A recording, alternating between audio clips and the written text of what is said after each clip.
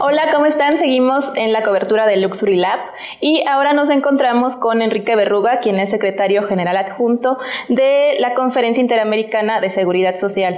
Enrique, ¿cómo estás? Muy bien, muchas gracias, muy contento de estar aquí. Sí, pues muchas gracias por tu tiempo. Mira, a mí me gustaría que me platicaras ahorita un tema pues muy coyuntural en México, es sin duda la renegociación del Tratado de Libre Comercio de América del Norte. Ya las cabezas negociadoras han bajado un poco el ánimo en cuanto a si se pudiera concretar la negociación en este año. A mí me gustaría que tú me comentaras qué probabilidades ves de que todavía se pueda hacer el cierre de la renegociación en este 2018 o más bien si ya se va a ir hasta el 2019. Bueno, en primer lugar, lo que sea el cierre de la negociación, la discusión del texto puede terminar este año, pero va a estar supeditado a las elecciones de medio periodo en Estados Unidos, es mi lectura. Es decir, no importa tanto las concesiones que se hagan unos países a otros, que si resuelve el tema automotriz, por ejemplo, va a ser una cuestión de lectura política, de cálculo político. Si la Casa Blanca considera que reventar el TLC le ayuda para ganar el Congreso en las elecciones intermedias, lo va a hacer. O al revés, si considera que más bien lo negociado hasta ahora le puede servir para esos propósitos, lo va a hacer. Creo que poco tiene que ver ya con aranceles, con reglas de origen, con cuestiones técnicas, y es muchísimo más político. Sí, entonces ¿crees que ya no es tanto el tema comercial la traba? Porque uno de los temas sin duda pues más un punto rojo, por así decirlo, era el tema automotriz, ¿no? La regla de origen.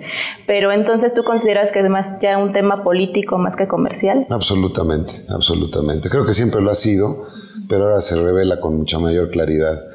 Realmente ya las discusiones, los temas que quedan pendientes, salvo probablemente lo del capítulo 19 en cuanto a la solución de controversias, que se puede ser todo un gran asunto de discusión.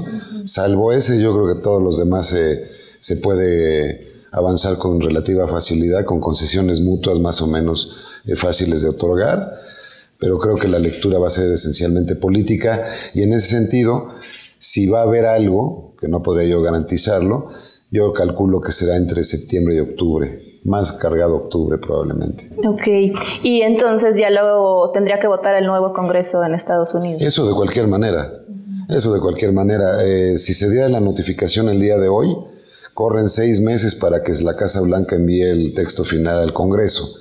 Entonces podrían agarrar la colita de la actual legislatura o el inicio de la nueva. Y realmente pues estamos a pocas semanas de que inicie el segundo semestre del año, y con eso nos lleva necesariamente al 2019. ¿Ves algunas trabas ya con el cambio de gobierno también aquí en México? ¿Pudiera cambiar mucho realmente la renegociación? Lo que se ha avanzado hasta ahora, ¿se podría retroceder, por así decirlo, con ya un nuevo gobierno, un nuevo equipo negociador? Yo de lo que he escuchado de los candidatos y de los equipos de campaña en México, creo que estarían razonablemente satisfechos con una renegociación como se está planteando ahora. No creo que ninguno de los candidatos o ya presidente electo abriera un capítulo nuevo, o quizá el único tema importante que sería el asunto del nivel salarial en México. Pero esa es una cuestión que puede resolver México sin tratado o con tratados. Es una cuestión más bien de orden económico interno de México. ¿Cómo ves esta propuesta que ahí sí coincidió Estados Unidos y Canadá de incorporar lo que es el tema salarial a lo que es la regla de origen, ¿no? Que ahí es donde México está un poco en desventaja por los bajos salarios que hay? ¿Consideras que es una buena propuesta y qué tanto también México puede ceder, ¿no?, en esa propuesta? Bueno, la verdad es que la cuestión salarial tiene mucho que ver con la productividad. Y en ese sentido pues sí sería muy importante que México tuviera un avance importante en materia salarial. De hecho somos uno de los países más rezagados en toda América Latina. Tenemos niveles salariales promedio inferiores a países como Uruguay o como Chile, de manera que es muy importante que seamos competitivos por lo productivos que somos, no porque tengamos salarios bajos.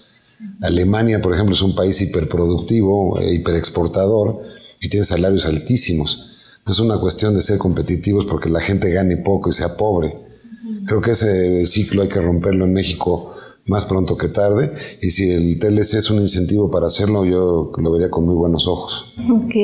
¿Cómo has visto al equipo negociador mexicano? En general muy bien, gente muy profesional, en condiciones bien complicadas. Mi recomendación única sería que estuvieran más atentos ya a ver los diferentes distritos electorales de Estados Unidos que ver lo que están analizando de aranceles o medidas, digamos, de ampliación del contenido de producción o de reglas de origen. Me parece que tienen que ver mucho más el mapa político de Estados Unidos, y creo que ahí pues los estados clave pues son básicamente los que están alrededor de los grandes lagos, Ohio, Michigan, etcétera, Pensilvania, y ahí es donde creo que se puede definir el futuro del TLC, curiosamente. ¿Tú cómo verías, digo, sé que es difícil, pero que más bien el equipo negociador se mantuviera a pesar de que cambiara el gobierno? ¿Cómo lo considerarías? ¿Que es positivo o puede cambiar y el equipo y no cambia realmente mucho la renegociación? Es difícil políticamente que se les mantuviera, la verdad lo veo remoto. Hay gente muy técnica que digamos esa es su especialidad y da un poco igual del partido que gane en México para que esta gente siga siendo lo solvente que son en materia pues, arancelaria, de fracciones, etcétera, que es necesario tener y también el cuarto de al lado, pues ese no tiene por qué cambiar porque pues es un grupo empresarial que no está sujeto a los vaivenes del sexenio. Entonces la gente del grupo empresarial que ha estado acompañando las negociaciones no tiene por qué cambiar. Okay. El discurso de Donald Trump, ¿tú cómo lo has visto? Digo, él es mucho de escribir en Twitter, ¿no? Un día pone que como un poco amenazando, ¿no? De que ya se va a salir del Telecan, al día siguiente de que la renegociación va bien, y pues así ha estado todo este tiempo. ¿Consideras que es más bien una estrategia para presionar en la renegociación? Yo creo que está hablándole al público local más que otra cosa. Entonces, conforme van midiendo las necesidades políticas, lo van modulando. Entonces, de repente hay momentos como ahora que hubo un anuncio de una empresa automotriz de que cambiaba su inversión de México hacia Estados Unidos. Ese fue un gran día para él. Entonces, dentro de eso, pues es lógico que ese día anuncie que van muy bien las negociaciones y también lo anima a presionar más. Pero ¿hasta dónde puede presionar sin hacerse daño a él mismo y a su país? Ese es un punto que tenemos que tener siempre los mexicanos muy en mente. Es decir, por presionar al socio en un momento dado te haces un perjuicio tremendo a ti mismo. Las líneas de producción y las cadenas de suministro están tan integradas. Lo que tenemos en América del Norte actualmente es una especie de fábrica tripartita, donde una parte se hace en Canadá, se ensambla en México, se manda a Estados Unidos, pasa varias veces la frontera el mismo producto. De manera tal que no es tan fácil de repente decir, ahora vamos a empezar a producir automóviles con medio motor, porque la otra mitad del motor lo hacen en Hermosillo, Sonora, o lo hacen en el Bajío mexicano. Es decir, ese tipo de cuestiones que se han ido amarrando a lo largo de casi 20 años o más de 20 años, es muy difícil deshacer de la noche a la mañana sin generar un perjuicio enorme al propio país, en este caso Estados Unidos. Y bueno, en unos ya momentos vas a dar una ponencia aquí en el foro acerca del Telecan precisamente y su impacto en lo que es la balanza comercial. Ya en un caso de que el Telecan se terminara, de que Estados Unidos decidiera salirse, ¿podríamos hablar de perdedores y ganadores? O sea, ¿realmente México perdería con la salida del Telecan? En algunas cosas sí, desde luego. En otras pierde más Estados Unidos. Lo que operaría de inmediato si desapareciera el Telecan son las reglas de la OMC, la Organización Mundial de Comercio. Y dentro de eso, Estados Unidos, por el tipo de economía que tiene un arancel ponderado muchísimo más alto. Es decir, se encarecerían los productos mexicanos y canadienses que entraran a Estados Unidos para el consumidor norteamericano. En el caso de México, el arancel estaría en el orden del 3,5%, y en el caso de ellos el promedio sería como del 7%. Pero después nos vamos producto por producto. Se trata de granos. La exportación de granos de Estados Unidos sería bastante más cara, por ejemplo. Entonces eso no le conviene lógicamente a toda la parte del Midwest de Estados Unidos, la parte central del país, la parte productora de granos. En fin, creo que tendría un efecto muy variado, pero en general creo que la parte que sí nos lastimaría sería la indefinición, la incertidumbre que genera no tener un tratado como este, sobre todo en la parte de la inversión. Acuérdense que hay un contenido muy importante dentro del TLC que tiene que ver con protección a la inversión. Entonces, si de repente desaparece este esquema de protección general, pues el inversionista puede estar con dudas de si las cosas van o no, si hay ciertas normas o ciertos criterios que se vayan a mantener en el tiempo. En ese sentido, creo que podrían disminuir o aletargarse las inversiones en México. Y eso sería un punto serio para el país, porque pues, ahí es donde surgen los empleos. Ya por último, de mi parte, Enrique, este fin de semana el secretario del Tesoro en Estados Unidos pues dio también declaraciones acerca de la renegociación y pues decía un poco de que lo más probable es que sí, que ya se vaya hasta el 2019, pero que Donald Trump no tiene la intención de concluir el acuerdo, ¿no? ¿Esto de alguna forma levanta el ánimo en las renegociaciones? Pues mira, lo que sucede, ya llevamos más de año y medio en esta especie como de limbo, en el que no sabemos cómo va a terminar este proceso de renegociación y cuándo. La cuestión de los tiempos nunca ha estado clara y hoy día tampoco lo está.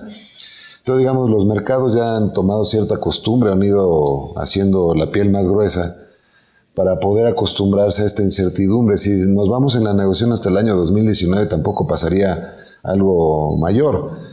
Realmente lo serio y lo digamos, traumático podría ser un retiro unilateral de Estados Unidos del TLC. Yo lo dudo mucho porque en ese momento creo que las fuerzas económicas dentro del propio Estados Unidos dirán, a ver, esta es una cuestión que nos puede afectar muchísimo. Para Estados Unidos significa casi 18 millones de empleos ligados al comercio con Canadá y con México. Entonces no es una cuestión tan sencilla de repente decir, bueno, pues ahora ¿a qué se va a dedicar esta gente? O en el mediano plazo, ¿qué le va a ocurrir? Creo que lo que más nos ha pegado dentro de todo el proceso reciente, de hecho, no tiene ni que ver con el TLC, es la reforma fiscal en Estados Unidos. El hecho de que haya pasado el impuesto promedio del 35 al 20% para las corporaciones, pues es un incentivo muy grande para que la gente invierta en Estados Unidos. En primer lugar, los propios norteamericanos, pero también de otros lados del mundo. Esa es la parte quizá más importante. Y ahí México tiene pocas fichas realmente para poder reaccionar, porque vamos a reducir hasta dónde los impuestos en México para poder ser competitivos. Tenemos que buscar otras fórmulas que no sean la fiscal para poder competir. Muchos hablaban de una reforma espejo para México. Pues sí, pero si de por sí es un país que tiene una captación muy pobre de impuestos y luego los usamos mal, como ya hemos visto. Por mil razones. Más bien buscar otras alternativas. Entonces tiene que encontrar otra forma de financiar esa parte y hacer más atractivo a México a pesar de ello. Y la tentación ha sido que tengamos deprimidos los salarios, pero no se puede sostener tampoco la economía interna con salarios tan deprimidos. O sea, tenemos un país de 2 pisos literalmente, donde hay un sector que tiene un alto consumo, casi ilimitado diría yo, y un sector que no tiene prácticamente cómo subsistir. Tenemos que cerrar esa brecha necesariamente. En la medida en que la gente en general pueda tener un ingreso mayor y más capacidad de consumo, la economía va a entrar en una etapa de crecimiento muchísimo más acelerado. Entonces tenemos que encontrar eso en la ecuación entre lo internacional y las políticas nacionales que se apliquen. Desgraciadamente yo lo que estoy viendo en las campañas hasta ahora no veo claro que este tipo de temas se estén profundizando. Ayer hubo una oportunidad de oro en el debate que se hablaba precisamente de comercio exterior y este tipo de cosas, y pues nos quedamos más o menos como al principio de prender la televisión. Por lo menos yo, no sé si el público en general tenga la misma lectura, pero claridad en esto no hubo ninguna. Solamente lo de la expropiación de bancos. Bueno, pues una ocurrencia la puede tener cualquiera, pero pues eso no nos lleva a ningún lado. Sí, exacto. Es un tema serio, es un tema complejo, y sí tenemos que tener pues una noción muy clara de cuál es la estrategia mexicana en función de que estamos vinculados al mundo. Somos la 8ª economía exportadora del planeta. No somos cualquier país marginal en esta materia. Entonces sí tenemos que estar muy atentos a lo que está pasando en los mercados mundiales, no nada más en Estados Unidos, y ver cómo nos posicionamos mejor. Ok. Enrique, te agradezco mucho tu tiempo. Encantado, Karina, muchas gracias. Continuamos desde Luxury Lab.